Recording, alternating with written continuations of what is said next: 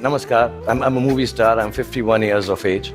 I sell dreams and I peddle love to millions of people back home in India who assume that I'm the best lover in the world. I was born in a refugee colony in the capital city of India, New Delhi. My father was a freedom fighter. My mother was, well, just a fighter like mothers are. We struggled to survive. When I was in my early 20s, I lost both my parents. I do remember the night my father died, and I remember the driver of a neighbor who was driving us to the hospital. He mumbled something about dead people don't tip so well and walk away into the dark. And I was only 14 then, and I put my father's dead body in the back seat of the car. And my mother besides me, I started driving back from the hospital to the house. And in the middle of a quiet crying, my mother looked at me and she said, "Son, when did you learn to drive?" And I thought about it and realized, and I said to my mom, "Just now, Mom." So from that night onwards, much akin to humanity in its adolescence, I learned the crude tools of survival. And the framework of life was very, very simple then, to be honest. I thought, you just ate what you got and did whatever you were told to. We relied on systems created through the toil and sacrifice of generations before to protect us. And we felt that governments actually worked for our betterment. Science was simple and logical. Apple was still then just a fruit, owned by Eve first and then Newton, not by Steve Jobs. Till then, it was. And I experienced the miracle of human innovation and cooperation. And my own creativity, when supported by the resourcefulness of this collective endeavor, catapulted me into superstardom. I started to feel that I had arrived. And generally, by the time I was 40, I was really, really flying. I was all over the place. I'd done 50 films by then, and 200 songs. And I'd been knighted by the Malaysians. I'd been given the highest civil honor by the French government. The land I come from is the source of inexplicable, but very simple spirituality.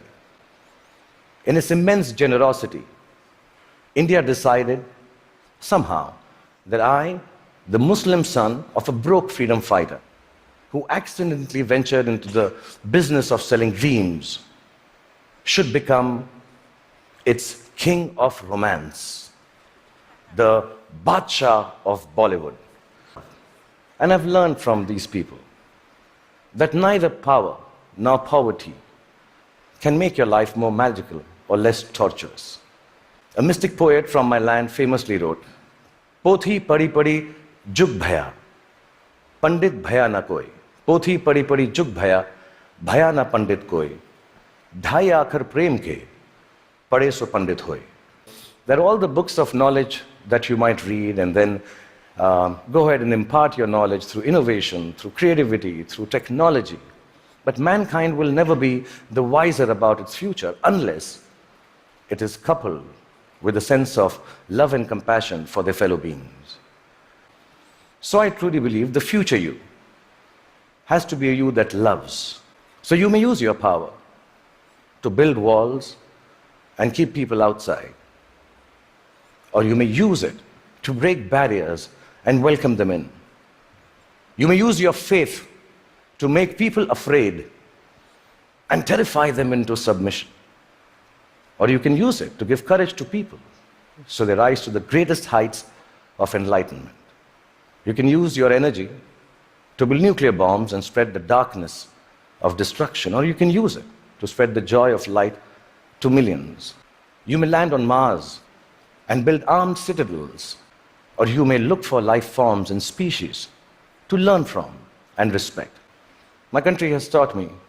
So I believe the future you is an infinite you. It's called a chakra in India, like a circle. It ends where it begins from to complete itself. And your complete unimportance in the larger context of the universe, which sees from the eyes of truth. Thank you very much. Thank you.